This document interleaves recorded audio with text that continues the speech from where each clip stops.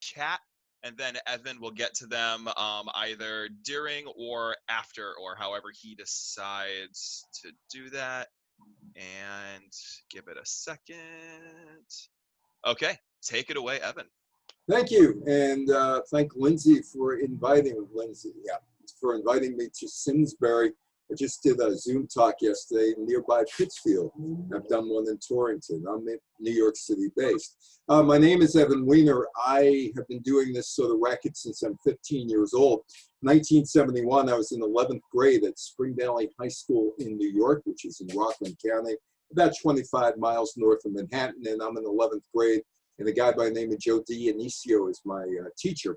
And Joe D comes up to me and he says, hey, student, because he never knew any of our names. He said, hey, student, you got a good voice. How would you like to be in radio? And I said, I want to be in radio in the worst way. And I was. I still talk to Joe Dimaggio 49 years later. Unfortunately, because of COVID, I didn't have a chance to see him in March. The old teachers get together in Mahwah, New Jersey.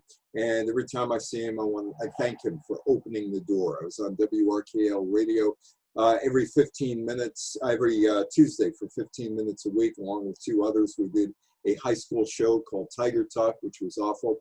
He also opened the door for me at the Nyack Journal News and the Bergen Record, where I was a stringer, which is somebody who calls in game scores or whatever, to the newspaper. They still have those type of things.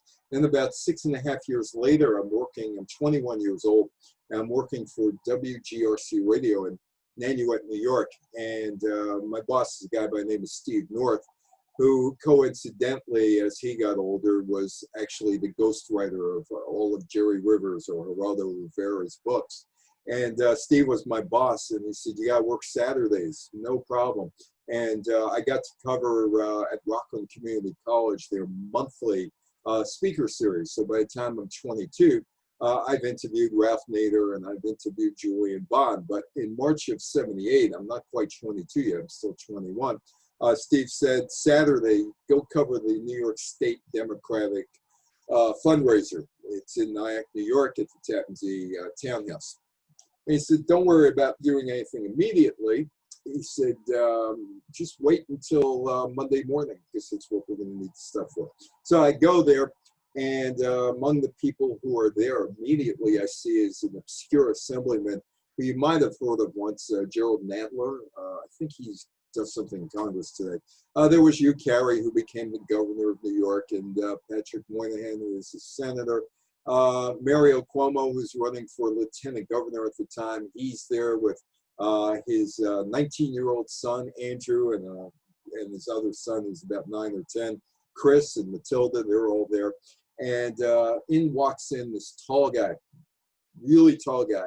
And he's got sandy, blonde, grayish hair, and he's really good looking. And he comes right up to me, and he looks at me and he says, I like you. And I have this big, bushy hair in those days and mustache. I'm 21. And he said, I like you. I said, you like me? He said, I want to tell you something. And I said, okay, what do you want to tell me? He said, I'm running for Senate, governor in New York. And I said, okay, good. Could you tell it to my microphone? Which he did. I run back to my station, file it with Associated Press, file it with United Press International. And I also get a call from WNEW Radio in New York. Now, you're up north of Hartford, so you probably don't really know much about WNEW, but back in those days, 1130 on the radio dial, they had a powerful FM rock station in those days. That was William B. Williams. That was a station of Frank Sinatra. William B. Williams gave Sinatra the nickname chairman of the board. So Henry Marcotte calls me, and he says, can we use that report? I said, yeah, how much are you going to pay me? $10. $10 sold. And I was with WNEW for 3.5 years. When I started 21, I covered, among other things, did a one-on-one interview with Ronald Reagan in 1980, another with Ted Kennedy, and covered the hostages returning from Iran. So that's just part of my history of my younger days. But see this thing here? As Jim Bouton once said, this thing right here, Jim Bouton, who I knew, and you'll see Jim a bit later, wrote the book Ball Four. And he once told me, he says, you spend your entire life as a pitcher with your hands wrapped around the baseball, but little do you know that this wraps yourself around you. And there may be something to it. Jim passed away last year. He was living over at the Berkshires. He wrote Ball Four, which came out about 50 years ago, 50 years and 11 days ago to be exact. And I'll talk a little bit about Ball Four a bit later. That guy there you probably recognize. That is Yogi Berra. Yogi comes up a number of times in this talk. I used to speak at his museum a lot between 2006 and 2011. He came to a lot of my talks, and he would pat me on the back and say, good job, kid. Good job.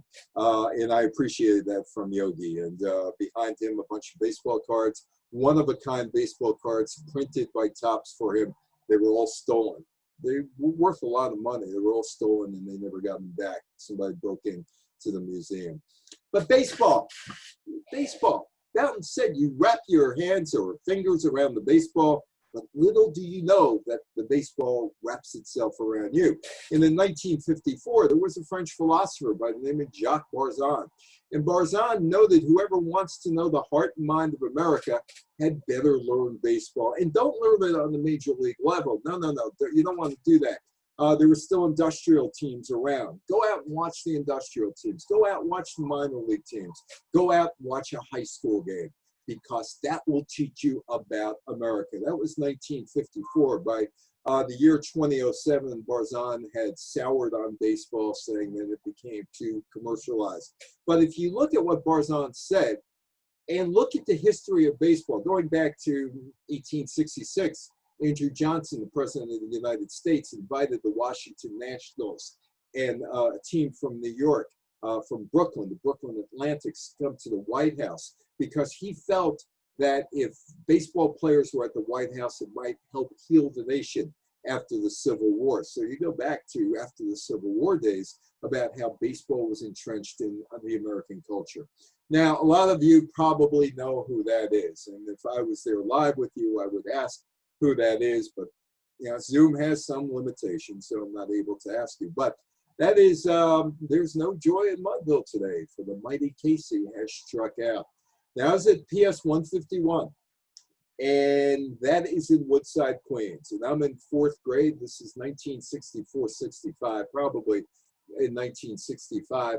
And I had a teacher by the name of Miss Alexander. Miss Alexander was in her 60s. She started teaching in the 1920s. And she had the requisite blue hair and the white blouse and the tissues up here in case her nose was running and she had to clean that up. And she always wore a blue skirt every day. And she gives us an assignment. Analyze Casey at the bat. You know the old story about Casey. You know, he comes up with the bases loaded, chance to win the game, and he strikes out. There's no joy in Mudville for the mighty Casey who struck out. And we're supposed to analyze that. And we're supposed to find something about it. And the only thing I found about it, because you got to remember, in 1965, in April, I'd be 9 years old, is I thought he was a lousy baseball player. He struck out with the bases loaded, didn't win the game. And she said, no, you don't understand. You don't understand. It's all about man's failures. Man occasionally strikes out. Man is capable of failing. But the funny part about that is Ernest Thayer, who wrote the poem, never talked about it. It became school 4th grade teachers' curriculum, have the students read it in the 19-teens and 20s and 30s, 40s, 50s, so on and so forth. Thayer, Ernest Thayer and I had one thing in common. He was a columnist with the San Francisco Examiner between 1886 and 1888. And I used to have occasionally some op-ed pieces printed in the San Francisco Examiner. Him in the 19th century, me in the 21st century, different centuries. Casey was printed on June 3rd, 1888, no author's credit. He would take credit many years later. 7 years later, Thayer went to Harvard, a Harvard graduate, and he recited the poem at a Harvard class reunion in 1885. By that point, Casey was really well ingrained in the American culture because of this guy. This guy's DeWolf Hopper. You might know his daughter, Heather Hopper, who was an actress in the 30s, 40s, and 50s, and then became a gossip columnist in the 50s and the 60s. He got a hold of this poem soon after. Thayer printed it under the name Anonymous. He never took credit for it, would take credit for it 7 years later. And he decided to make something out of it. He was a vaudevillian, so he was on stage and he found this little poem and decided to make an epic out of this little poem. So by August 14th, which is about 2 months after it's printed, DeWolf Hopper, for the first time, performs it on a vaudeville stage. Hopper would never give this thing up. He performed the poem more than 10,000 times, the vaudeville stage, on record, and also in a silent film in 1922. Now, if you were around in the 1890s, the roaring 90s, gay 90s, and you wanted to listen to music, you could listen to music on that thing there, that master cylinder. This is in the Springfield, New Jersey library. I gave a talk there in 2019, and Dale, who runs the library, invited me to talk, and she gave me a tour of the room that I was talking in, and the tour of the room included that cylinder that was left behind. There was a hermit who lived in Springfield, New Jersey. He had no heirs, and he had all this stuff in his apartment. Nobody knew what to do with it, so they made a little library of Springfield, New Jersey, rather a little museum at the library in Springfield, New Jersey, and that is one of the things that's in there. And she played that for me, not the poem, but she played a Sousa march on there, and that's how people used to listen to music. In 1893, this guy, Russell Hunting, decided that people are listening to music and listen to the spoken word.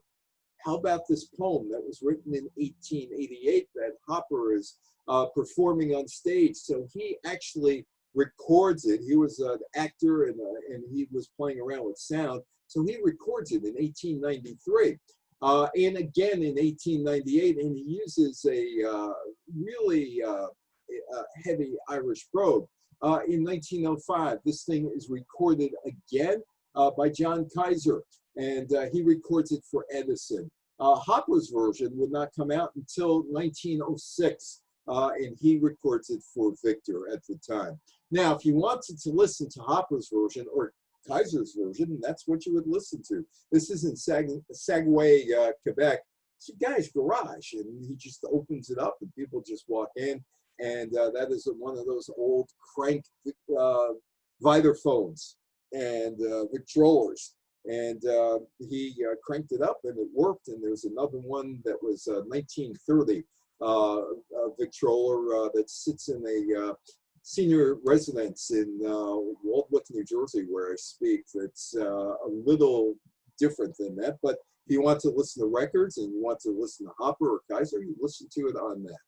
Hopper would put it to film in 1922. That was a short by Lee DeForest.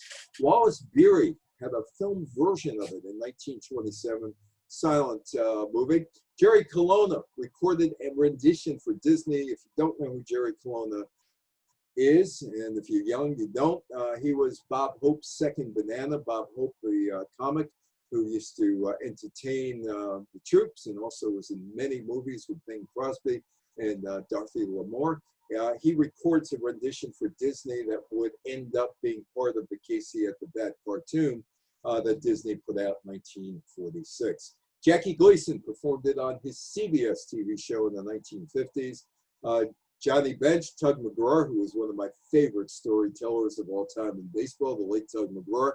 Others voiced the poem, including George Steinbrenner and Billy Martin, in orchestral settings, and Billy and George did that for the Tampa PBA, Police Benefit Association, Patrolman Benefit Association. I know I'm talking to a Red Sox crowd here because we're north of 84, and the magical line is 84 between the Yankees and the Red Sox, and there's some scattering of Met fans, but Tug McGraw, of course, meant George and Billy from the Yankees back in those days. So that song took on a life of its own. Rather, the poem took on a life of its own, and kids like me had to analyze it. And I don't think kids like me analyze it today, but there is a teacher in New Jersey that told me she has an English class, and it's a bunch of fourth graders, and they have to read the poem Casey at the Bat. Now, if you look at that sign, and again, if I was in person with you, I'd ask you about that sign. Ball game today at the Polo Grounds. What does that sign mean? Well, since Zoom has limitations, Zoom is a wonderful platform, and it has allowed me to talk to you in Simsbury, and will allow me to talk to people in Milwaukee and Nashville and other places.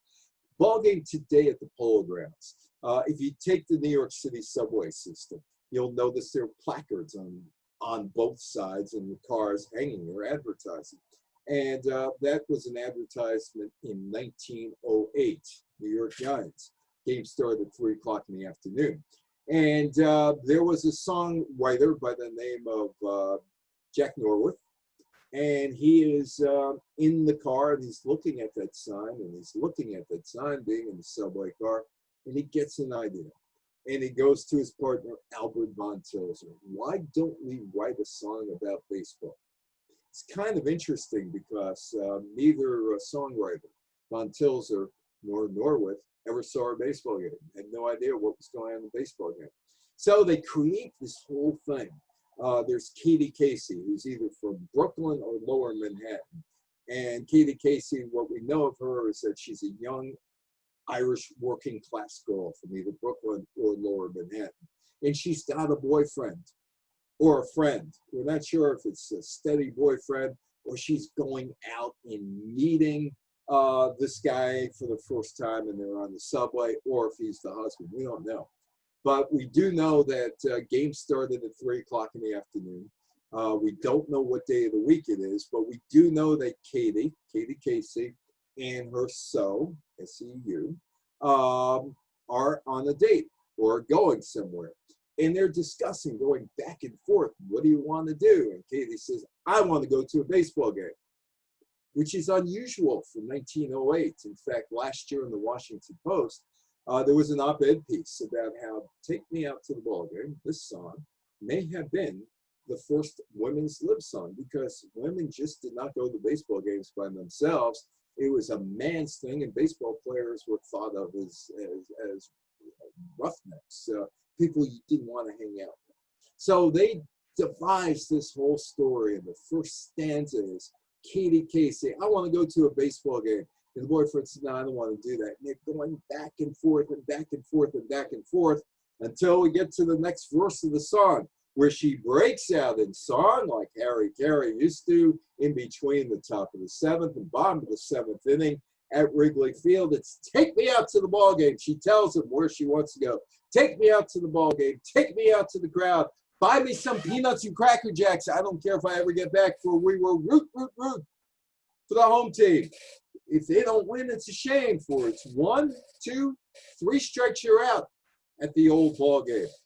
Harry Carey in Wrigley Field, which you don't see in this picture, and I've worked with Harry Carey in 1994, 1995.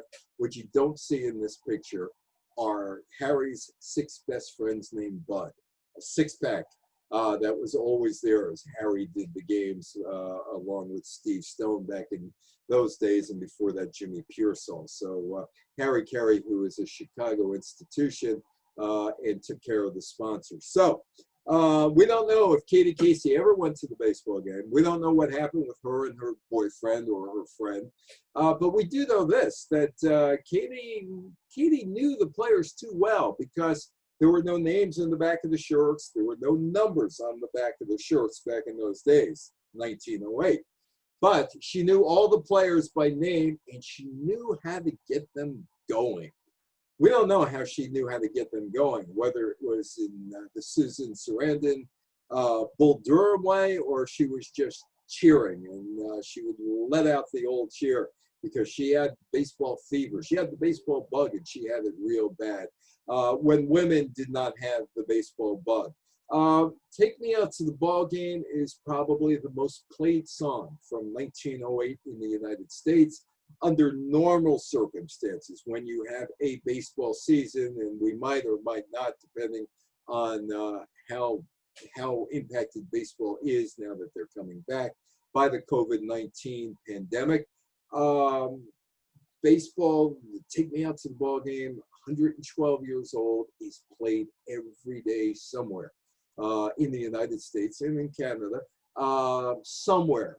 It's the only song from 1908 that has that kind of visibility. Norwith's wife was a woman by the name of Nora Bayes. Now, as I said, Norwith and Von Tilzer never saw a baseball game. The song would become famous on the vaudeville stage because of Nora Bayes, who is Norwith's wife. She popularized the song along with another song, Shine on Harvest Moon, Shine on Harvest Moon. But baseball never embraced this song. In fact, it wouldn't be until the 1934 World Series in Detroit, where the organist played Take Me Out to the Ball Game during the World Series between the St. Louis Cardinals and the Detroit Tigers. That was the first time at a Major League Baseball game that song was heard. But the song took on a life of its own. Night at the Opera, 1936. Some people think it's the best Marx movie ever. I tend to go with Duck Soup and Horse Feathers. Horse Feathers is in radio and TV. I give talks about the politics of sports business, and Horse Feathers skewers football, college football, and recruitment and all, written in 1932 and still holds up 88 years later. But in this particular scene, if you remember the movie Night at the Opera, Groucho is working for Margaret Dumont. They go to Europe. Margaret Dumont wants to bring the leading tenor from Italy for the opera season, and Groucho is running the opera company. He's the manager, but he hooks up with Harpo and Chico along the way, and they have a friend who's a singer, and his girlfriend is the other lead in the opera, and that's basically the synopsis. Well, they get back to New York, and they got to knock off the real tenor to put the woman's boyfriend in there, and they got to kill some time. So Harpo and Chico take sheet music, put it in front of the orchestra, they play the aria, and all of a sudden it's Take Me Out to the Ball Game. Groucho jumps down and starts selling peanuts and Cracker Jacks, like the song in 1908. And Take Me Out to the Ball Game was played there. Harpo Marx would return to the song in 1955 on the I Love Lucy show, featured in numerous movies and TV shows. And like I said, normally in the baseball season, it is played every day from late February until about November 1st on a daily basis.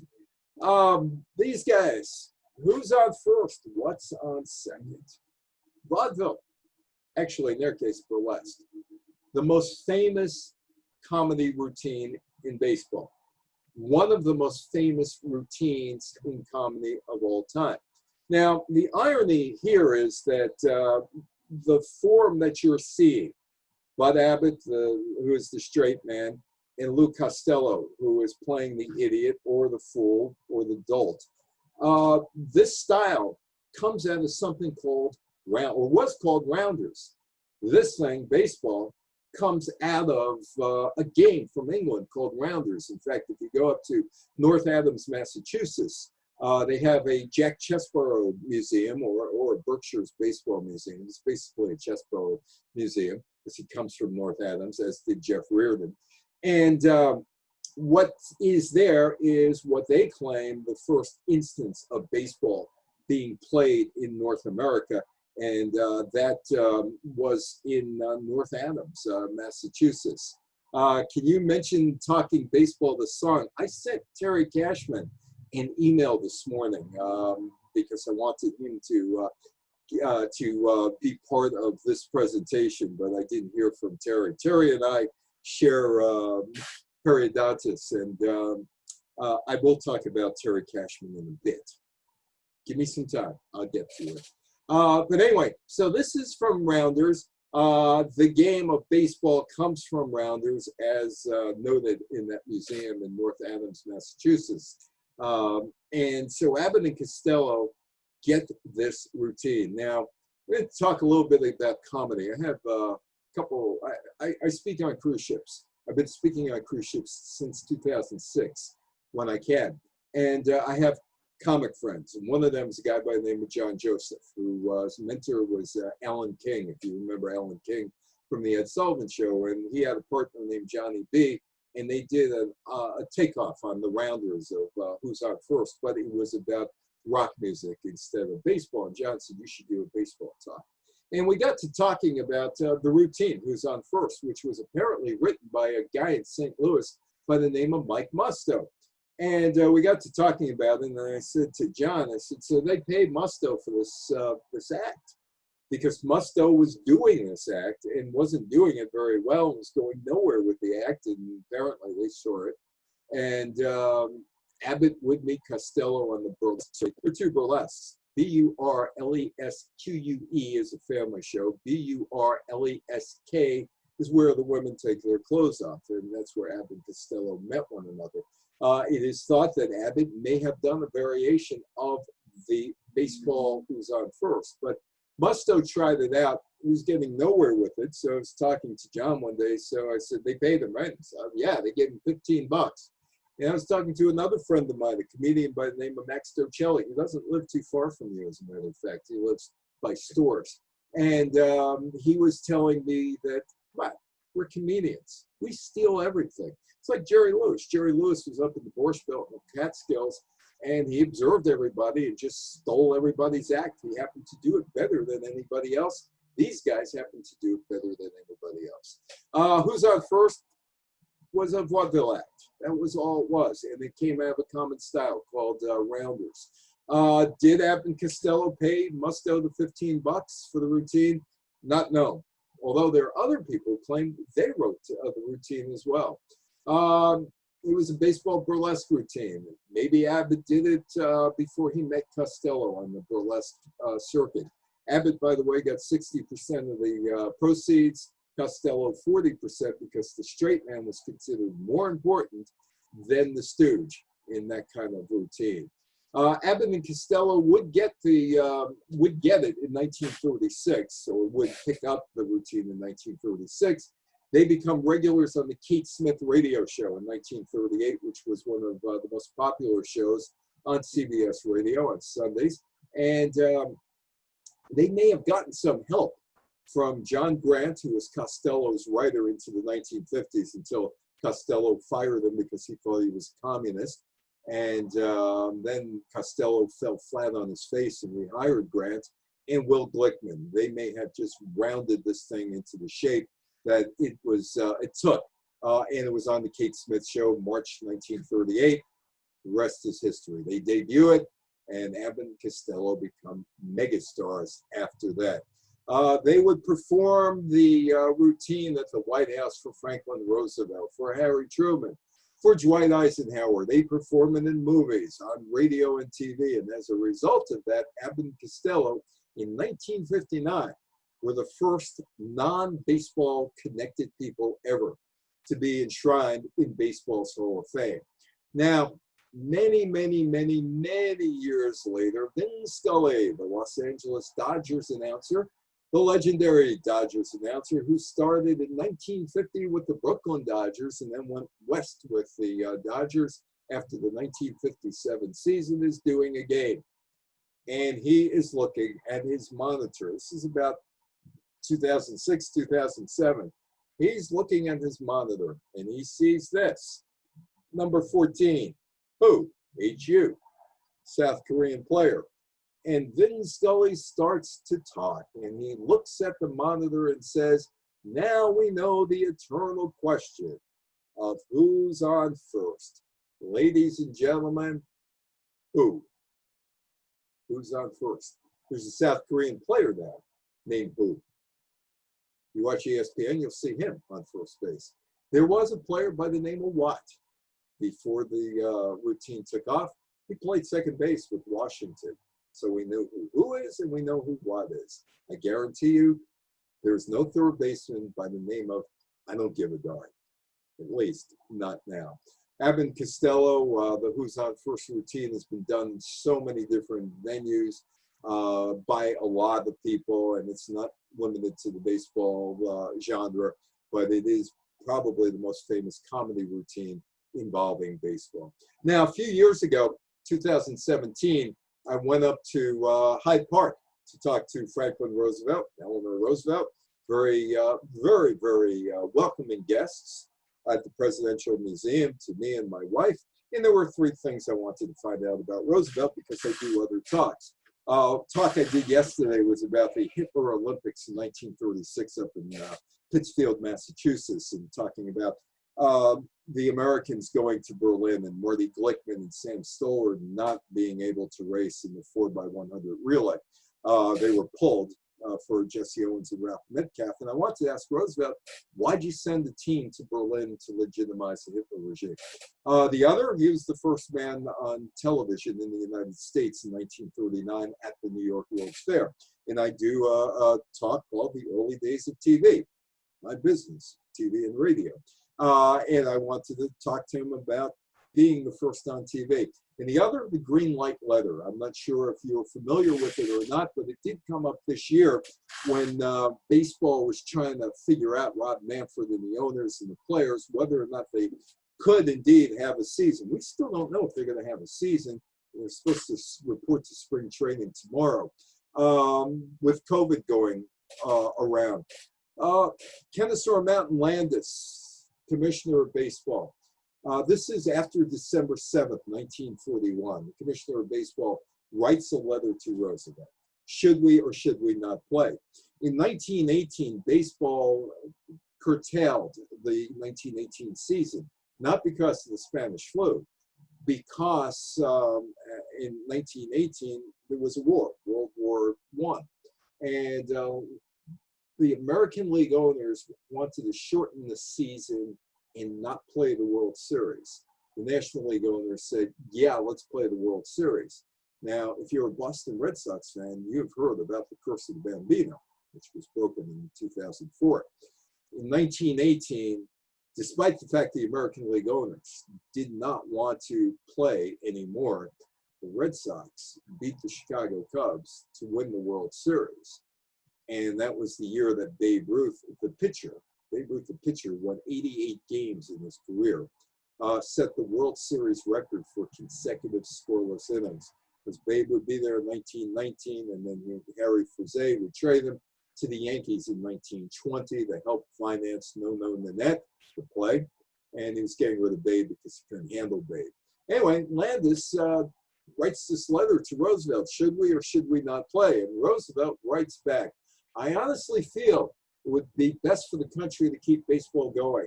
Baseball provides a recreation which does not last over 2 hours or 2.5.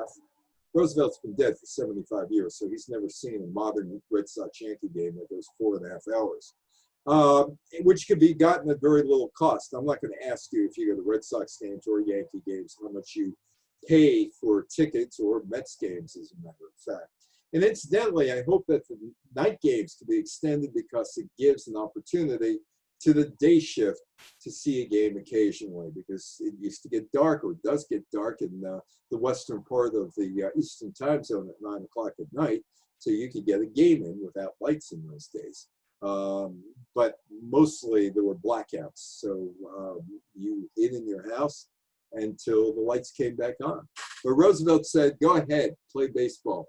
And with that, other sports said, if baseball could play, we could play, because baseball was the king of sports, and it was firmly entrenched in the American psyche by this point.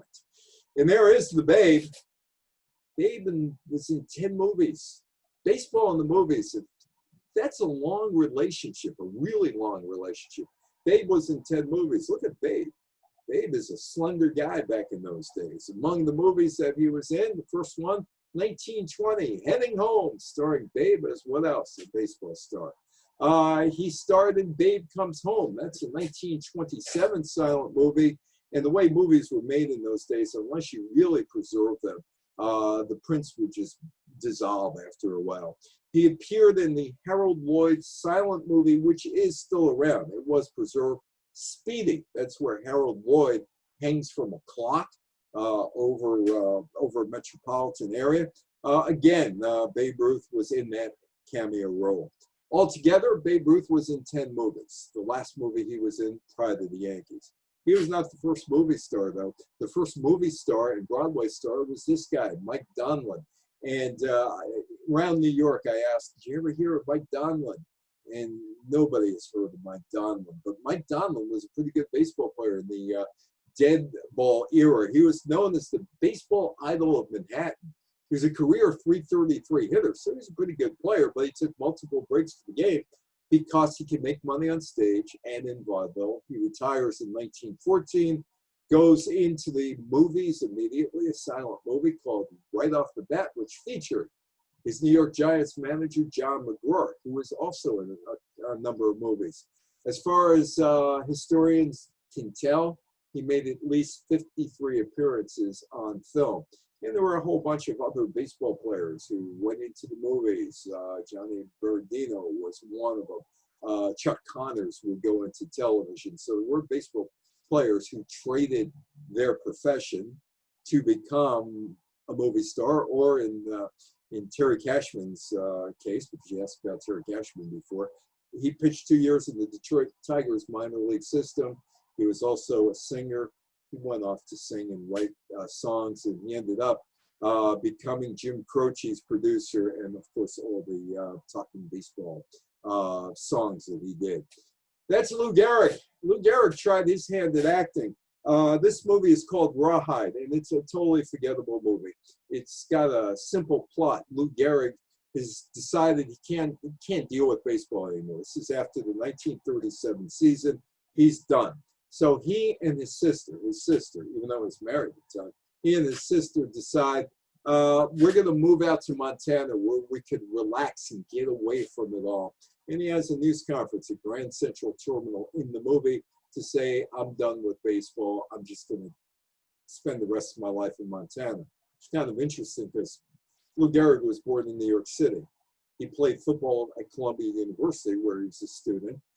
He played with the New York Yankees. And on top of all of that, he lived in New Rochelle, New York, not far from where I live. And you go in New Rochelle, there's a street called Lou Gehrig Way. And so it doesn't make any sense that he would move to Montana. But this movie is important in this sense, because Lou Gehrig would be diagnosed with ALS in 1939. This was shot 1937, 38 after the season.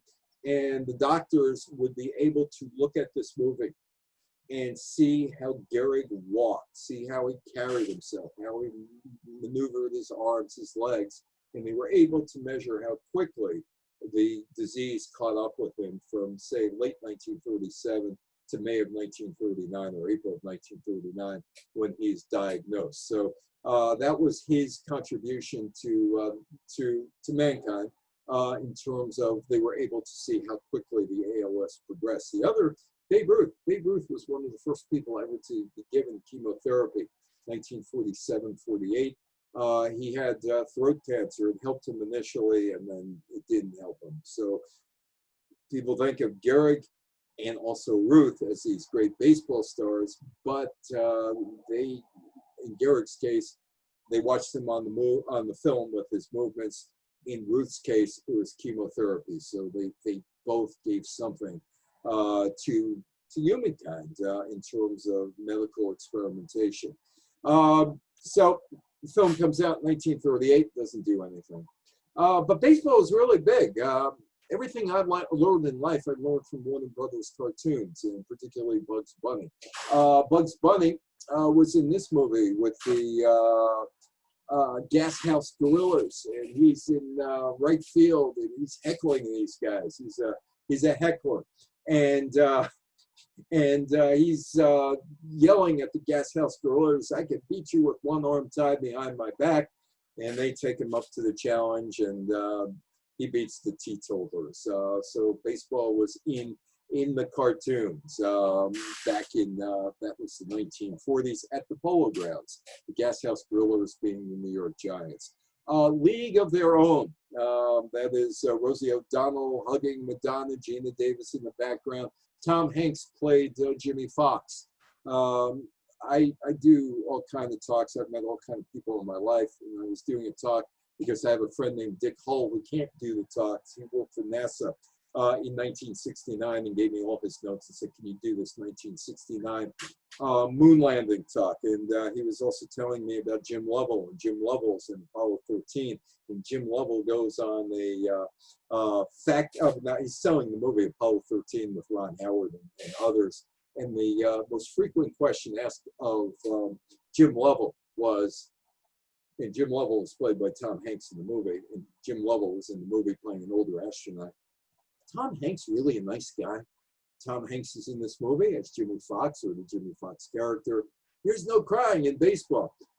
Casey Candell, who played with the Montreal Expos in the 1990s, so I got to know a little bit.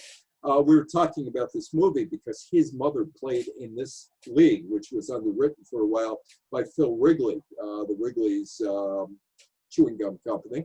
And he was brought in as a technical consultant because his mother told him over the years exactly what this league was all about. It was a Midwest-based league with all these women, and Wrigley underwrote it for a while, and then he got out of it. Somebody else was in it. So Casey tried to make it as authentic as possible.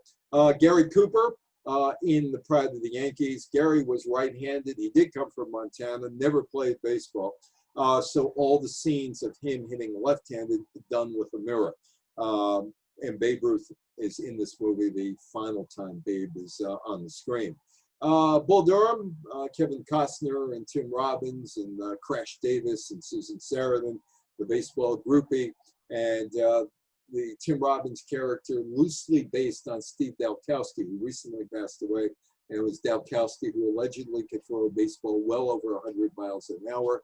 And it was a guy who was in the minor leagues, who could strike out anybody and also walked a lot of people, also had alcohol problems, which is well documented. But the Tim Robbins character based, Ron Shelton, who wrote the movie, was a minor league baseball player, and he based the Tim Robbins character on him.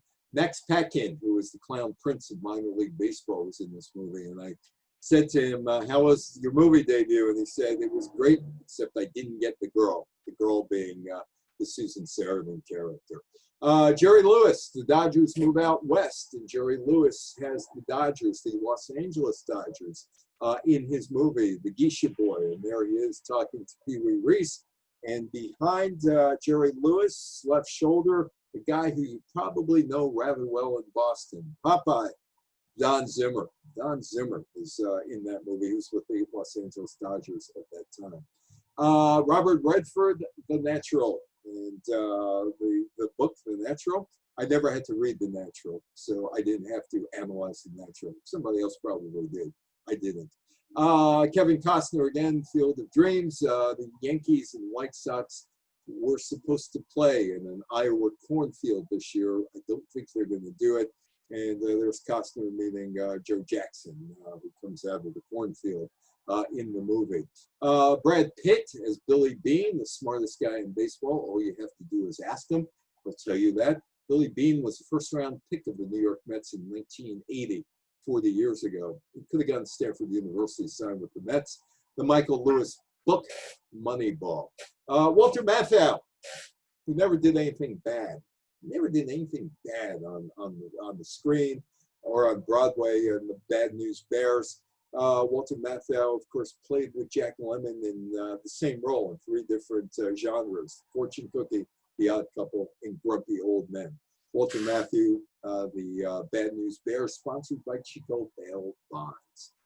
Major League, Charlie Sheen, Indians win.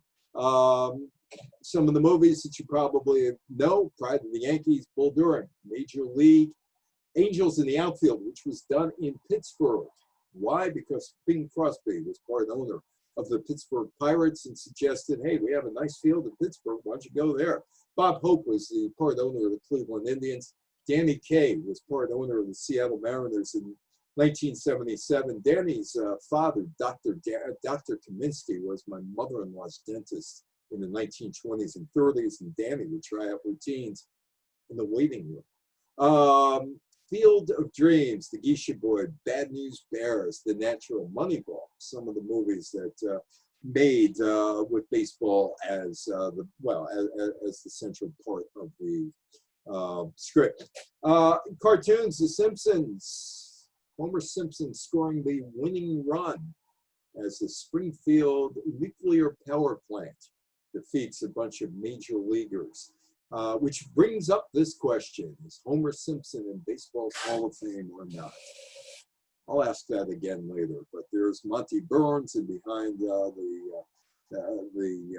the pictures there is Smithers holding the trophy.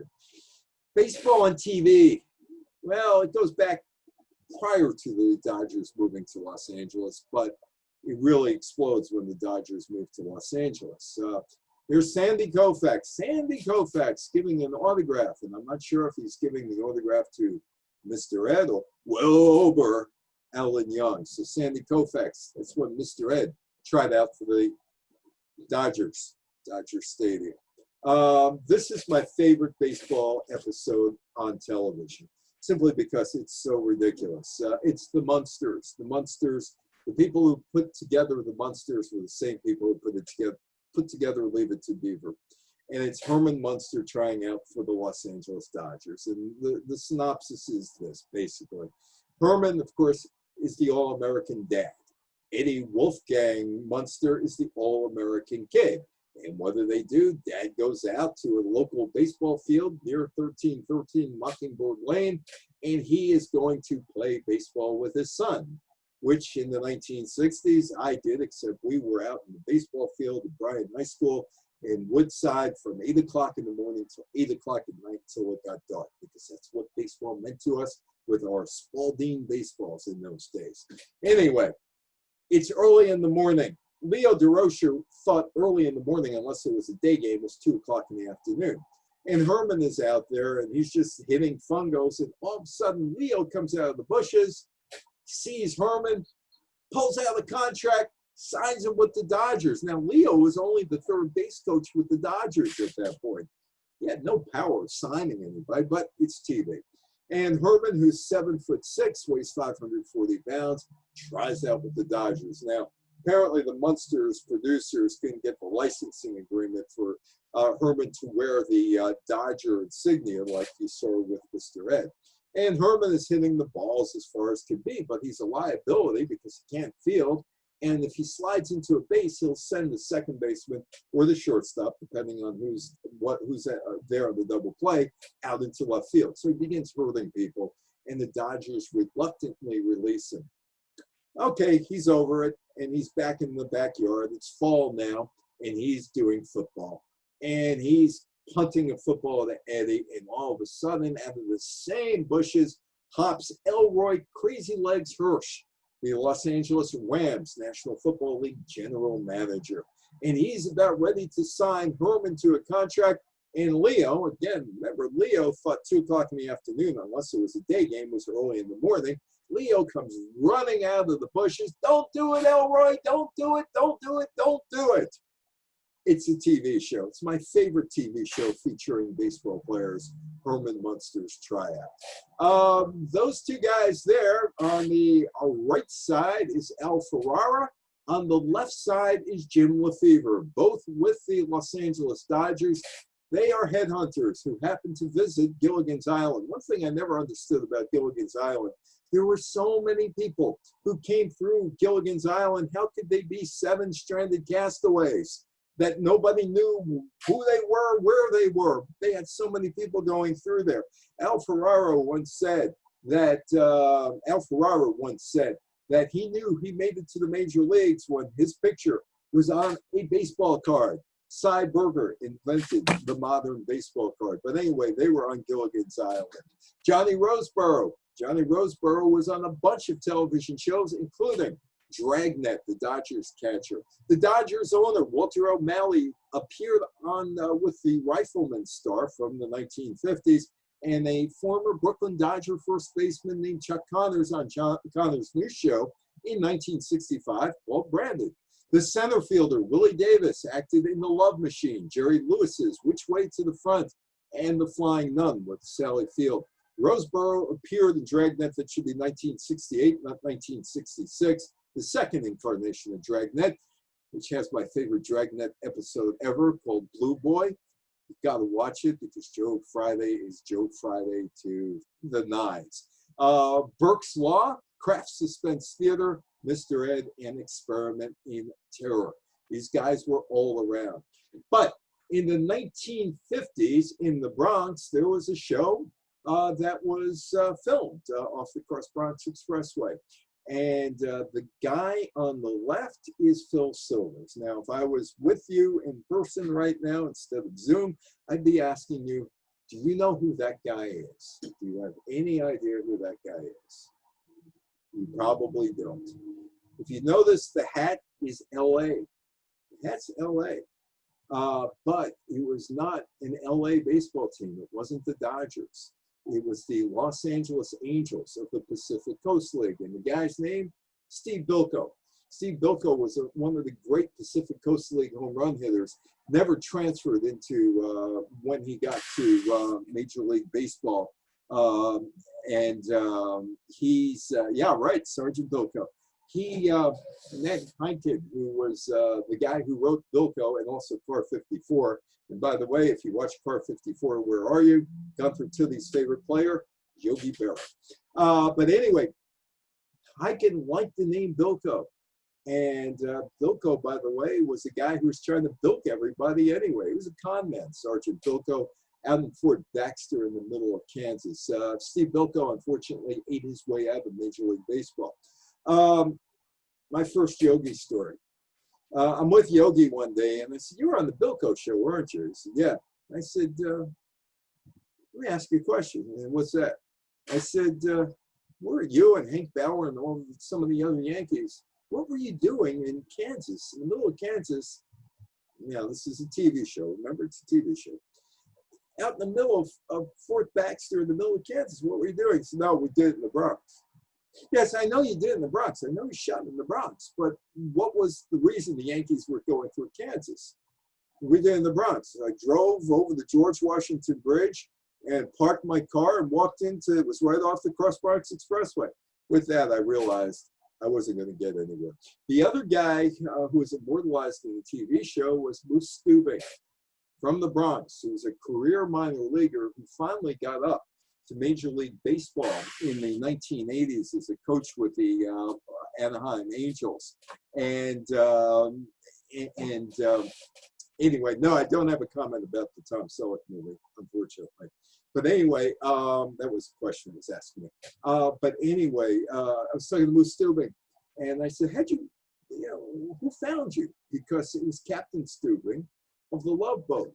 And he says, as far as he knows, Aaron Spelling, who put out Charlie's Angels and a lot of other TV shows in the 70s and 80s, Fantasy Island, The Plane, was looking through an old baseball book, and he was just looking at names, and he came on Stubing, and he said, "That's it. That's who I'm going to use. I'm going to use that name for the captain on the Love Boat." I asked Moose Stubing, "You ever get any royalties?" He said, No, never got any royalties. But at least I know they named him after me.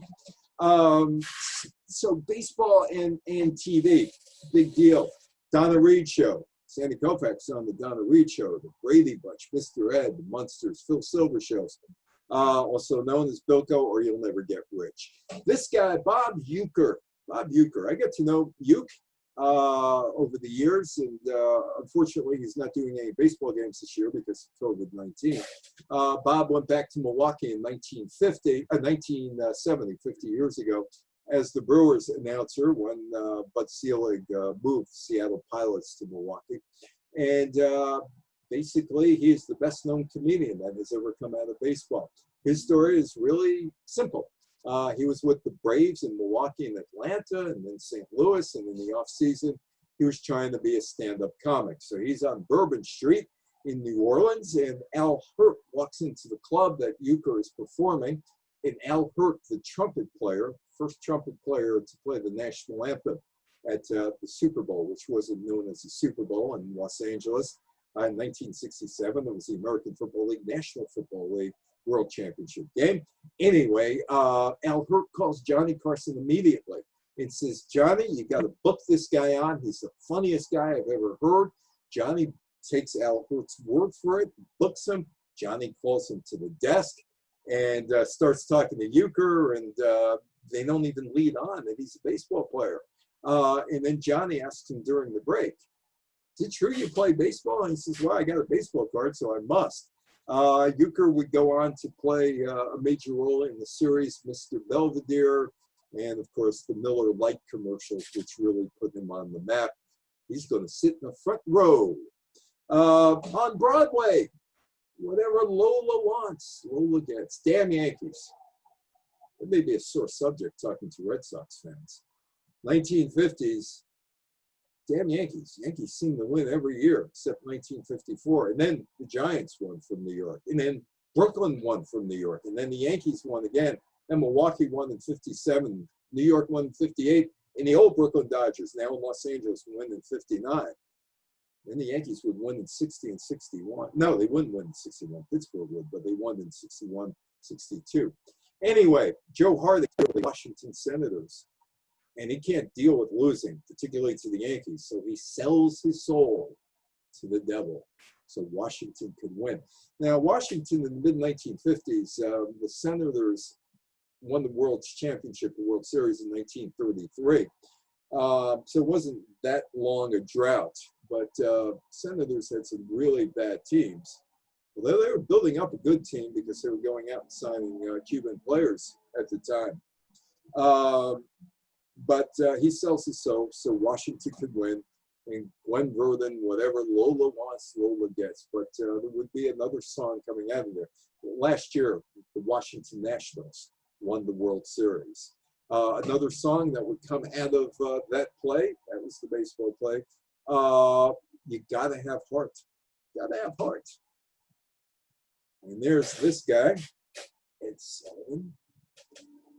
my cousin's the late Jerry Stiller, who passed away about a month ago, and Jerry and I used to talk about Ed all the time. And I do my TV talk, and I go into all the herky-jerky movements and all that. But Ed started out as a sports writer, and he's very pleased to have the 1969 Mets on the show. The amazing Mets, who beat the Baltimore Orioles 4-1 in the 1969 World Series. And in the front row, two of my favorite Mets, Art Shamsky and Ron Swoboda.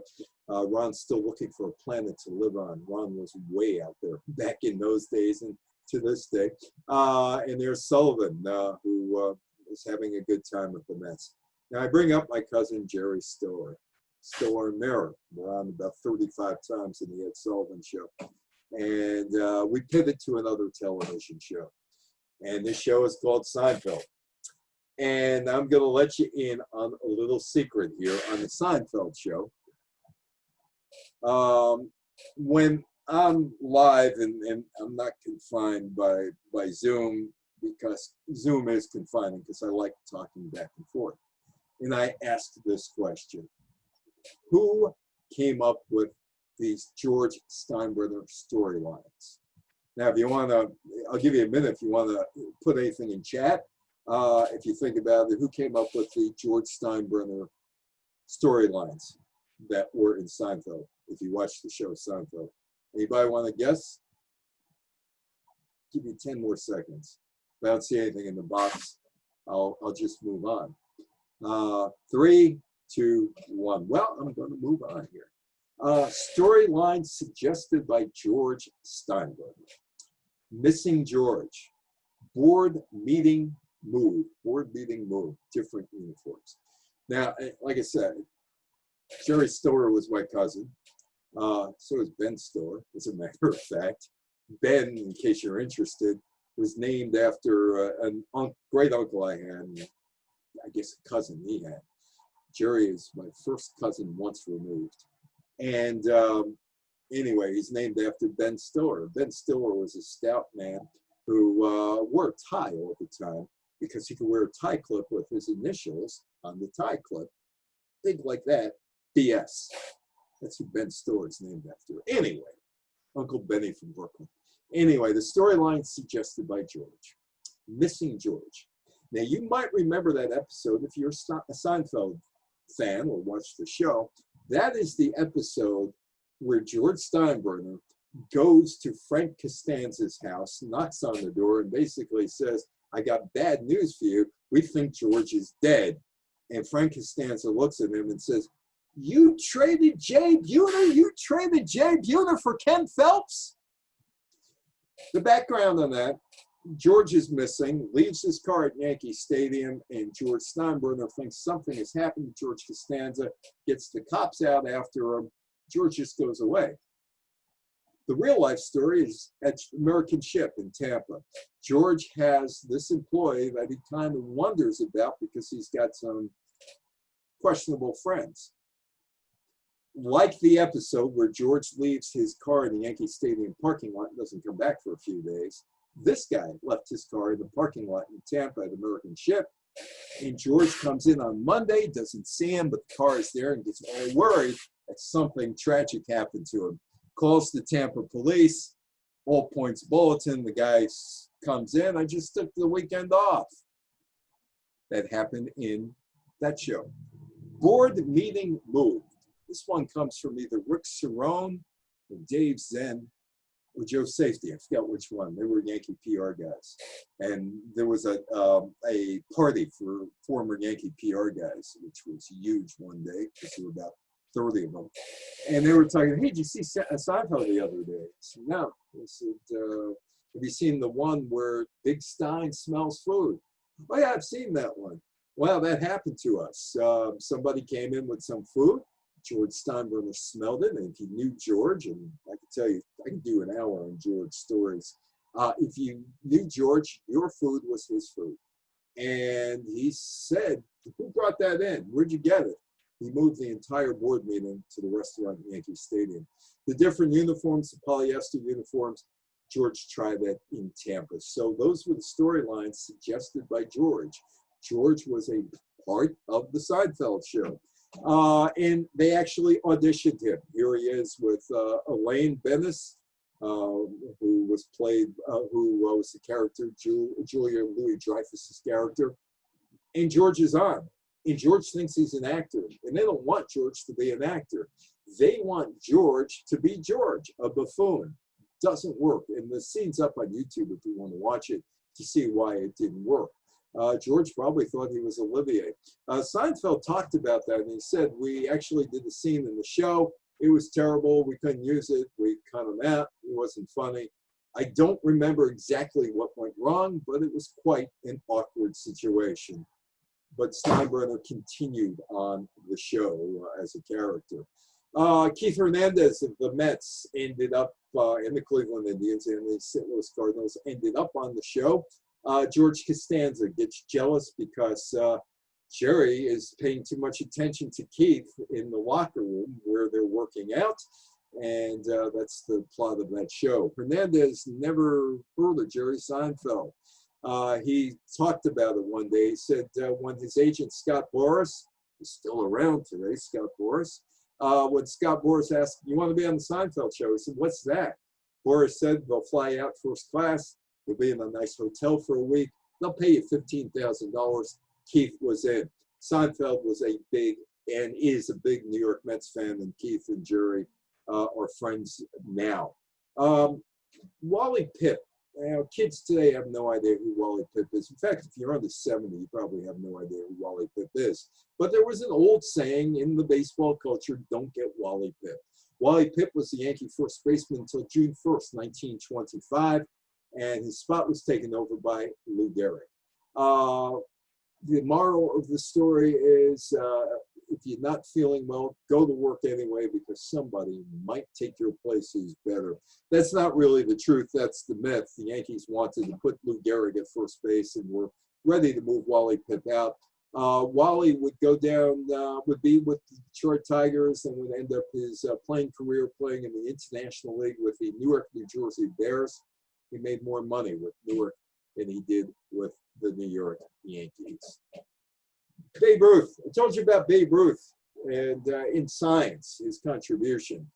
His contribution in science was chemotherapy. Old Gold cigarettes, smoother and better, presenting Babe Ruth in the blindfold test. Probably can't see that all that well, that blindfold test. He looks like he's on the electric chair at Sing Sing. Old Gold's mildness and smoothness marked it right off the bat as the best. Not a cough in a carload, smoother and better. Babe Ruth for Old Gold cigarettes. Always buy Chesterfield. Here in New York, Chesterfield was the New York Giants sponsor. And you can see some of the people in this 1947-48 ad. Bucky Harris in the suit and tie, the Yankees manager. Bob Elliott, who was with the Boston Braves, the MVP. Ted Williams holding the Chesterfield. I'm going to tell you one thing about Ted Williams. Lieutenant Colonel Jerry Coleman, and he was a player with the New York Yankees, the announcer with the New York Yankees, and basically spent most of his announcing career in San Diego, where he's from. Ted Williams and Jerry Coleman flew together in Korea, and Jerry Coleman told me that Ted Williams was his hero, and he said that everything John Wayne wanted to be, that was Ted Williams. Great flyer, smart guy, a guy who's an avid fisherman, great baseball player. He said Ted Williams had everything going for him. And Jerry Coleman, who is no slouch himself, Lieutenant Colonel Coleman, I think they were shot down together. Jerry thought the world of Ted Williams. He thought he was the greatest living hero. Somebody else, a couple seconds, I'm going to tell you who thought he was a great living hero. Stan the Man Musial. Looks like somebody knocked out a tooth and just stuck a cigarette in there. Joe Dimaggio, guaranteed that Dimaggio never paid for a cigarette. Ewell Blackwell, Cincinnati Reds. Now, I know I'm talking to a Red Sox crowd, but I'm going to tell you, October 3rd, 1951, Dodgers and Giants, shot heard round the world, like over in Bunker Hill. And their Brooklyn Dodger fan is listening to the Giants-Dodgers playoff game. Bobby Thompson hits the home run, and he taped the game. And he wanted to hear Russ Hodges, the Giants announcer, cry that the Giants had lost and the Dodgers had won. Of course, it didn't work out that way. But he was going to be a good sport, and he offered the tape to Russ Hodges. He said, here, you want the tape, you can have it. And Russ Hodges sent him $10 and a box of Chesterfield. And of course, if you're a baseball fan, you know the play-by-play of Russ Hodges. The long fly ball, there it is. The Giants win the pennant, the Giants win the pennant, Giants win the pennant, all that other stuff. And that was preserved by a guy who got a carton of Chesterfields and $10. Chesterfield, always buy Chesterfield. ABC, always milder, better tasting, cooler smoking when you change to Chesterfield. The first thing you will notice is their mildness. That's because of the right combination, the world's best tobaccos. I don't know how many of you had Yoo-Hoo. I did. It's chocolate water. I never liked it. Chocolate water. Yogi Berra, of course, owned part of the company. I'm not sure Mickey Mantle ever really drank it, unless there was some gin in it. Moose Gowan, one of my favorite players. Moose would tell me stories. This is definitely a 1950s story. Casey Stengel. Moose was a really good hitter, and he was a shortstop, and he was terrible defensively. And Casey Stengel decided he was going to try to have him at first base, but he had no footwork. One of the most popular shows on TV in the 1950s was the Arthur Murray Dance Club. So Casey has this idea. He's going to take Moose Gowan, who's got a major league bat, no designated hitter in those days, got a major league bat, and he's going to send him to Arthur Murray to learn footwork so he could play first base.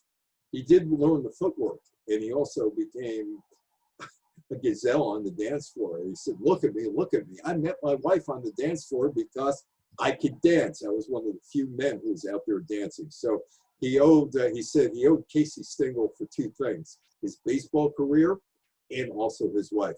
Also there, Elston Howard with the Yankees. Yoo-hoo, the drinking champions.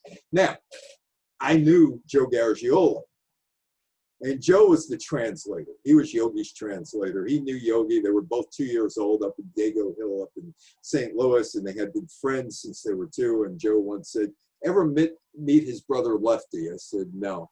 He said, oh. He said, Lordy and Lefty. He said, kids knew him as Lordy because that was his name, because his mother could not pronounce Lawrence Peter Berra, Lorenzo Pietro Berra. Anyway, Garagiola once said to me about Yogi, he always steps in it and always finds $1 million. Yogi meets the Oliveri family. That's the people who did Yoo-Hoo. At a New Jersey country club in 1955, and they couldn't get Yoo-Hoo distributed. So they say, Yogi, have a drink. He does. They said, what do you think? I like it. How would you like to join us?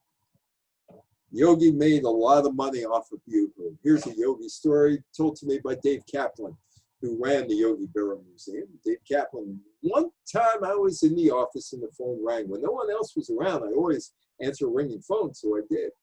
The woman who was calling asked if Yoo-Hoo was hyphenated. I said, no, ma'am, it's not even carbonated. He had a stake in Yoo-Hoo, and he became a pitchman. Need Italian dressing? Kraft's Italian dressing.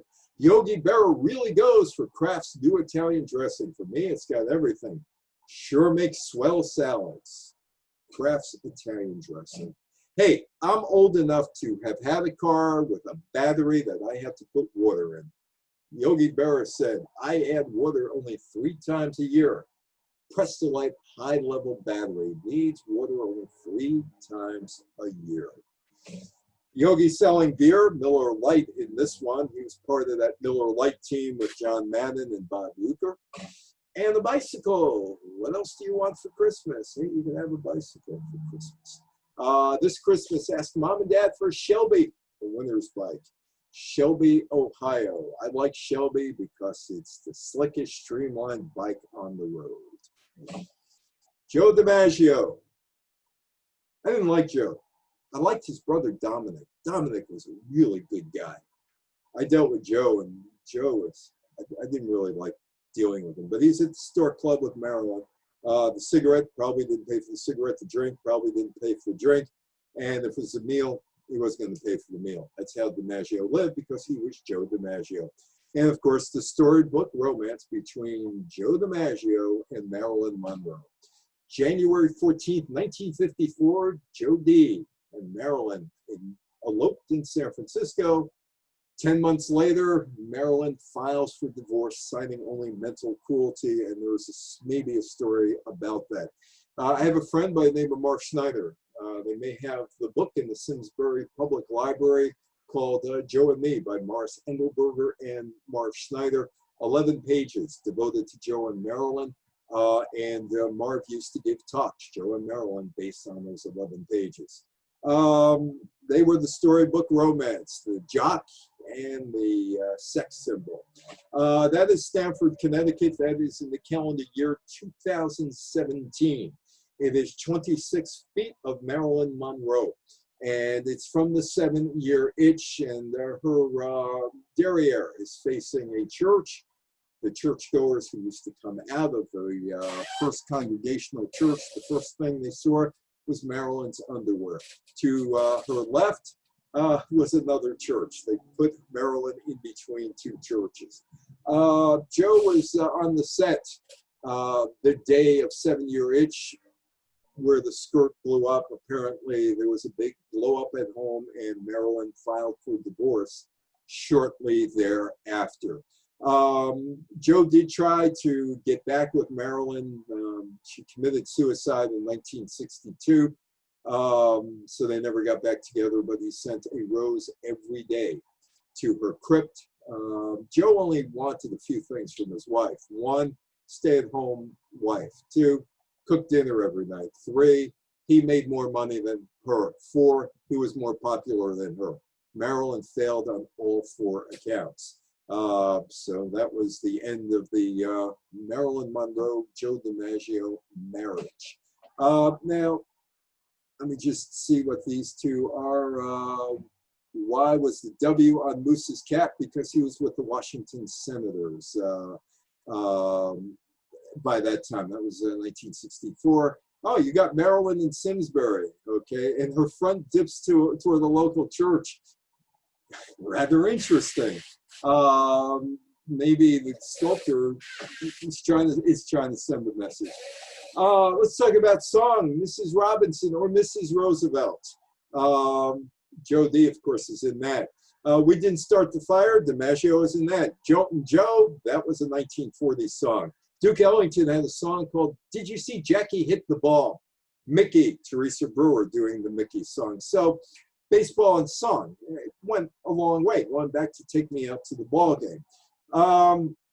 You must have heard this song, particularly if you're my age, you probably have heard this song 15,000 times. Mrs. Robinson, Simon and Garfunkel, backed by old friends and bookends, the 45. The Mrs. Robinson song is pretty simple.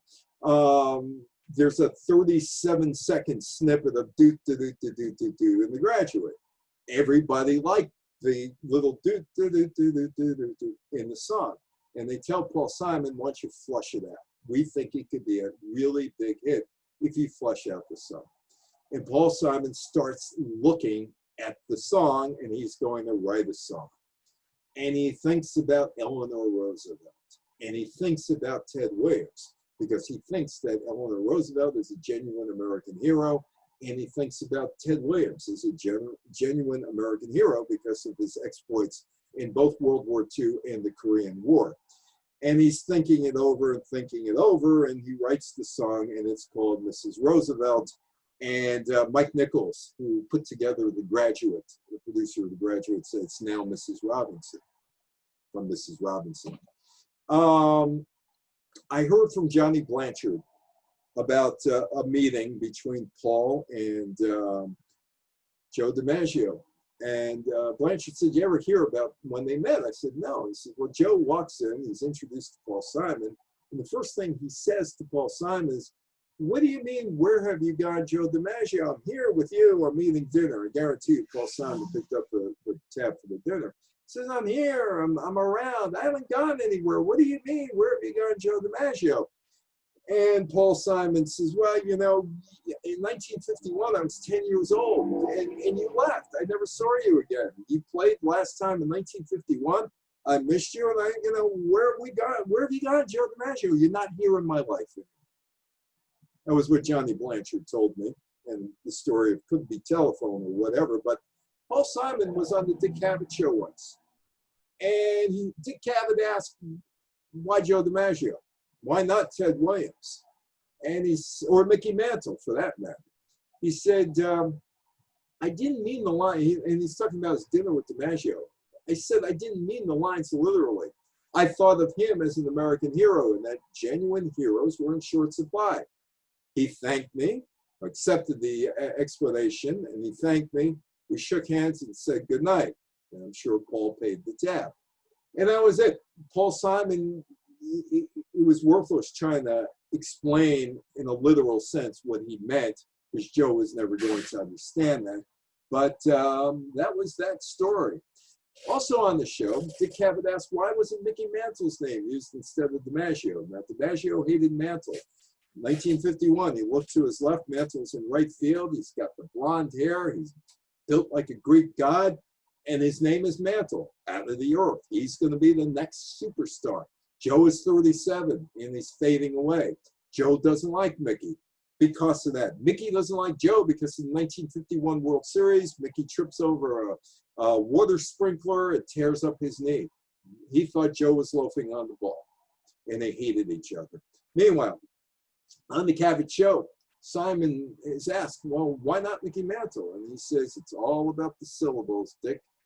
How many beats there are? And Mickey asked him the same question. He said, Mickey Mantle does not sound as good as Joe Dimaggio in that song. Paul Simon made it up to Mickey. He's in the video, me and Julio down by the schoolyard, batting left, playing schoolyard baseball. Also in there is John Madden, who I worked for 15 years. He's out in Pleasanton, California, still enjoying his grandkids. And John, for some reason, is in there. In fact, we're working together. I'm in the studio with him, and he said, I'm in a rock video. And I said, ooh, this is Paul Simon. I laughed. I said, he's a folkie. So he's a rock star. John's in that video with Mickey Mantle as well. Me and Julio down by the schoolyard when they repackaged the greatest hits. That is Terry Cashman. In fact, I sent him an email this morning saying, why don't you join me tonight? Next time you can join me as I do this talk is August 13th. And Terry was a minor league baseball player, also a singer. He had a partner named West, Cashman and West. And he produced all of Jim Croce's songs until Jim Croce passed away. In fact, there's a biopic that's coming out on Jim Croce that he's working on right now. But in the 1970s, he decides he's going to write a song. And he sees this picture, and there's somebody missing in this picture. You see Duke Snider, and you see Willie Mays, and you see Mickey Mantle. But there is actually somebody who's supposed to be in that picture. Willie, Mickey, and the Duke, Talking Baseball, Terry Cashman. Talking Baseball is a 1981 song written and performed by Terry Cashman. Joe Dimaggio was in that photograph. That was at Shea Stadium, but he was left out of the song, airbrushed from the record's picture sleeve. Terry's best friend in baseball was Rusty Staub, who is a really, really, really good guy, humanitarian. Last saw Rusty about 5 years ago. But Terry did a whole bunch of Talking Baseball songs for every franchise. And he's now 78 years old and still working on music projects, working on the Jim Croce thing. Scooter, my old buddy Scooter, Phil Rizzuto. What do you mean you say something funny? Phil Rizzuto, the Yankee shortstop. But this is a Boston story with Phil Rizzuto because we're going, Meatloaf lived around me. And I used to see Meatloaf a lot because his daughter, he was the manager of his daughter's softball team. So I used to see him around. And we were talking one day about Phil Rizzuto and why Phil Rizzuto was picked for Paradise by the Dashboard Light, which is still 42 years later or so, Meatloaf's biggest hit, the Bat Out of Hell album, which is Meatloaf's only huge, huge album. Anyway, so I'm talking to Meatloaf one day. He said, why Phil? He said, because we want to get the essential Phil. Now, as Red Sox fans, you probably didn't get too many Yankee games, either on Channel 11 or on cable TV. But Phil would have an interesting way of doing games. He didn't do games. He sent out birthday wishes, talked about cannolis, talked about all kinds of things. Oh, and on his scorecard, don't ever count on him telling you what happened if you kept score. And many people say don't keep score because he just put in his scorecard WW, wasn't watching. Anyway, so that's what they wanted. They wanted quintessential Phil Rizzuto. And it's about a guy who wants to enjoy his time with the girl. And they put it in baseball terms. So he gets on the first base, and he's trying to get second base. It's close play, but he gets there. He gets to third base. And then finally, he would score the winning run on the suicide squeeze. And Rizzuto wasn't giving them Rizzuto. And they were doing this in a studio up in Boston. They said, Phil, be Phil. No, he's not being Phil. After about 120 takes, Phil becomes Phil. And he nails it on the last take. Exactly what they wanted for Paradise on the Dashboard Lights song. And, of course, the song is a platinum song, and Rizzuto has got his platinum record and all that. And I'm talking to Rizzuto one day. And he's telling me, he says, you know, that Huckleberry, he never told me that song was about sex. He says, my kids are going to school in Boston. It's late 1970s. They're going to school in Boston. They say, hey, Dad, you know that song's all about sex. It is? That Huckleberry. I asked Phil if he's ever going to get back his platinum record. He said no. But Phil was on with Bill White one day. And, you know, when you hear a broadcast, they'll talk about a pitcher's rhythm. And Bill White, the Yankee announcer, is talking to Rizzuto, and he says, whoever the pitcher was, he's got good rhythm tonight. And Phil says, you know, Cora and I use the rhythm method. That's what Meatloaf was looking for, along with Jim Steinman on that. Baseball cards. How many of you are here whose mothers threw out their baseball cards? Anybody? Because I was over in Montville, New Jersey 2 years ago, and we're talking about baseball cards. And he said his mother threw out about $50,000 worth of baseball cards in the late 50s, early 60s. He went off to the Army for 2 years, and she decided to clean his room. He's not coming back to the room, so she thought, and he threw out the baseball cards. $50,000. I had a teacher, third grade, 1963-64, named Viola Charles. And like a lot of kids my age, I was 8 years old. Everybody else was 9 because I was a year ahead. So we have baseball cards, and we're playing with our baseball cards and all. And Miss Charles took all of our baseball cards, all of them. She wouldn't give them back to us. And we had no recourse. And I'm at PS 151. And I'm giving a talk, this is about 10 years ago, in Roseland, New Jersey, at a senior center.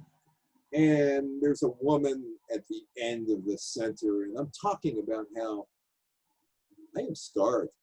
I am mentally scarred because she took my baseball cards away, my 1964 baseball cards. She took them away. And I'm saying, you know, she stole my cards. I mean, she really stole my cards. I mean, this wasn't a punishment, I'll give you cards back later. This is stupid. So this woman is slinking into her chair.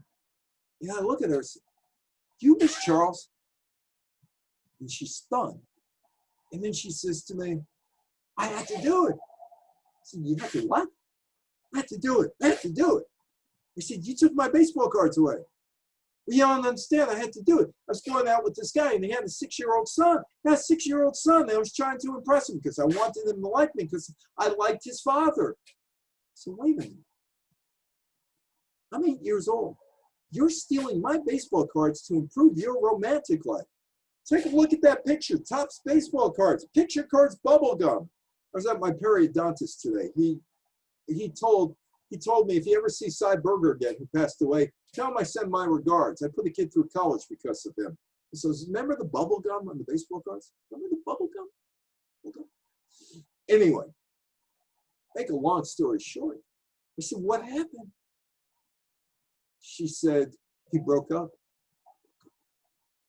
You took my baseball cards, 5 cents, penny each plus gum. Took my baseball cards. Trying to impress the kid and broke up. Hey, don't eat with her tonight. Don't eat with her. Anyway, baseball cards. If you played your baseball cards correctly, if you did your baseball cards correctly, your baseball cards could do a whole bunch of things. They can teach you to add, subtract, multiply, and divide on the back. If you had a favorite player, you wanted up-to-date batting average or run average, that could teach you that. Gambling. First entree to gambling. You go to Foxwoods. First entree, you flip the cards. You flip the cards, or you threw the cards. Geography, in case you were interested in where somebody played, and they made great bicycle flaps, if indeed you put a clothespin in there. As we wrap up here, no new songs, no new literature, no new movies. It's just another sport. Homer Simpson, Baseball Hall of Famer, yes or no? The answer is yes. Exhibit 2017, the Springfield Isotopes. He's there along with Casey at the bat, John Fogerty center field, a league of their own, and of course, who's on first? That loop constantly plays at Cooperstown. That's me in 1988 interviewing Joe Namath. That's my friend Bruce Morton, who actually came to my Pittsfield talk yesterday on Zoom. Joe Namath put the NFL years ahead of baseball by winning the 1969 Super Bowl. 1950, baseball, horse racing, boxing dominated the American sports scene. By 65, football surpassed baseball as the number 1 sport in America.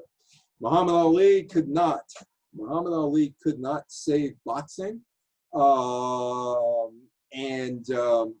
Anyway, Ali was done as a boxer in 1982, really 1980. Boxing has gone through a steep decline since him, Norton, Frazier, Foreman are all gone. So Muhammad Ali couldn't save boxing. Boxing you know, and horse racing are about the same now. They're down at the bottom of the totem pole. That's Gulfstream down in Hollandale, Florida. And the only reason that exists, it's got a casino inside. That is Jim Bouton. Jim Bouton and I only spoke once together in 2007. We crisscrossed a lot of places. And he would be there the week before me. I'd be there the week after him. He, of course, wrote Ball 4, which came out in June of 1970, which humanized baseball players. We found out that Mickey Mantle liked to drink, among other things. And Joe Schultz, his Seattle Pilots manager, told him to go pound the Budweiser, thinking he was still with the St. Louis Cardinals as a coach there. Jim wrote Ball 4, best baseball book ever written. This library probably has a copy of that. One of the 20 most influential books of the 20th century, according to the New York Public Library. Bowie Kuhn, the baseball commissioner, called Bouton into his office June of 1970, said, "Say that was all made up." He said, "No, it wasn't made up. It's all true." They wanted him to denounce the book, which he never did. It was used as part of the arbitration, which ended the baseball reserve clause. So that was Jim Bouton's book. Even soccer. I was in a movie called The Sons of Ben about the Philadelphia team. It's in the Major League Soccer, about these crazy fans who wanted a team and figured out how to get a team. And I'm in that movie. It's called The Sons of Ben, all about them in 2005. It ain't over until it's over. If you come to a fork on the road, take it. Carmen, his wife, Yogi's wife, says to Yogi, Tim went to see Dr. Zhivago today. What's wrong with him now? They don't go to that restaurant anymore because it's too crowded. It gets late out there early. Left field at Yankee Stadium. Yogi isn't. Yogi isn't. Yogi Berra has been quoted before the United States Supreme Court more than anybody else in the entire history of the United States Supreme Court. Quoted like 132 times. Ain't over until it's over. Probably his most famous saying. Now, you probably expect this huge story about it. You're not going to get a huge story, but you're going to get the story. New York Mets, 1973. Yogi is the manager of the Mets. Seaver's injured. Grody is injured. A whole bunch of players are injured. That was the year that M. Donald Grant had the team-only meeting with the owner, and Tug McGraw came out of there screaming, "You got to believe, you got to believe, you got to believe." Mets somehow hang in there in the National League East. Nobody's running away with the National League East, and their players are coming back. And the Mets are closing in on the Chicago Cubs and everybody else in that division. But they lose a game at Shea Stadium. And there's a sports writer named Mike Dyer, who now lives down in Sarasota, Florida. He's about 78 years old now. And he's with the Long Island Press. And there's a scrum after the game around Yogi's desk. And Mets lose, and Mike Dyer starts, well, you know, the mathematics aren't with you anymore. You can't afford to lose any games anymore, and you've about reached that point. Is it over? Yogi says it ain't over until it's over. It's the whole story. The whole story. The last time I saw Yogi was almost 9 years ago to the day, June 26, 2011. I spoke at the Yogi Berra Museum. Over there is the Yankees. Could I say the Yankees general manager here without getting in trouble? That's the Yankees general manager, Brian Cashman. We were two of the featured speakers that day. It was a day-long seminar for high school and college students about sports, the media, and Yogi was there. And afterwards, Yogi patted me on the back again for the last time. Good job, kid. Good job. It ain't over till it's over. It's over. Thank you so much for inviting me to the Simsbury Library. I hope you enjoyed our little time together. Thank you so much. This was fascinating to watch and listen to and kind of be a part of. So thank you so much for taking the time. We really appreciate it. Jim Brosnan, yeah, I read the book. It's a great book, but I like Bouton better. But then again, I knew Bouton for about 25 years, and we used to sit and talk to one another.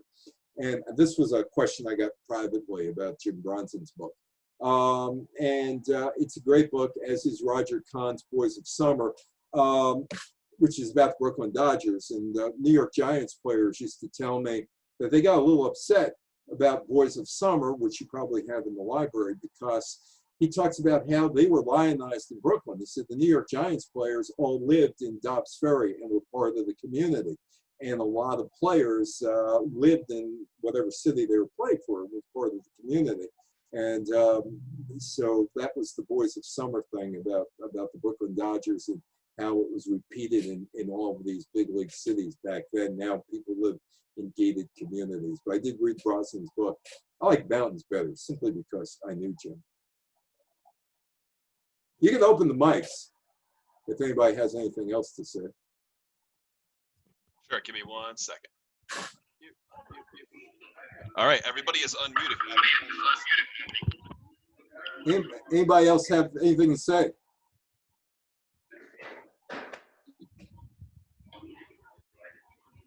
Going once? Hey, Evan, I had something for you. Who's this? Kevin. Yeah. I guess I kind of go back around your era. And I don't know, did you ever run into Jocko Conlon? No, I haven't. He was the umpire. Umpire. No, I never. I knew of him, but I never ran into him. Yeah, just a great guy. I was about 9 years old, and I'm on the subway in Brooklyn going to see the Dodgers at Ebbets Field with my brother. And these two men in suits lean over to us on the subway and say, where you guys going? We said, we're going to Ebbets Field. He says, oh, great. Would you like some tickets to the game?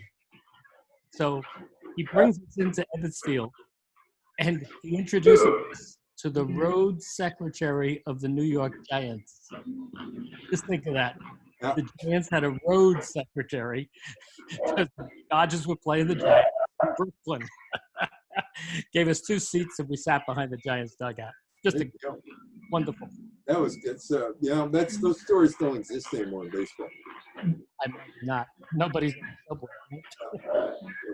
Anybody else? Well, I want to thank the Simsbury Library for inviting me. Hopefully we could do this again. The COVID pandemic has actually been pretty good to me because I'm able to speak. Have I been muted? You are not muted. You're good. Okay.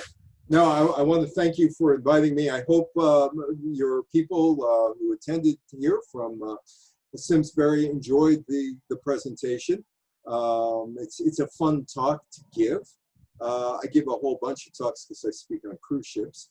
So I got about 30 of them. And I have next week out in the Hamptons, I'm doing the politics of sports business, which is an afternoon thing, which talks about how sports operates these days. You need government, you need TV, and you need corporate support. And for Red Sox fans, you got it up in Massachusetts in terms of what they've done for John Henry and allowing him to develop around Fenway Park. You got Nesson, and obviously got corporate support in Boston as well. So that is my talk. And thank you, Tam. I appreciate you thanking me for the talk. So hopefully we could do this again one day, and hopefully you enjoyed it. I enjoyed speaking to you. It's always nice to speak to people outside my area, because in libraries in the New York City area, I do like 2-3 talks a year at certain libraries and other places, and so it's really nice to meet new people. And if you want to send anything to me, my email is Evan, E-V-A-N-J, Weiner, W-E-I-N-E-R, Evan J. Weiner @gmail.com. So thank you so much for inviting me. Awesome. Thank you again so much. Enjoy your evening, everybody. Take care. Bye-bye. See ya.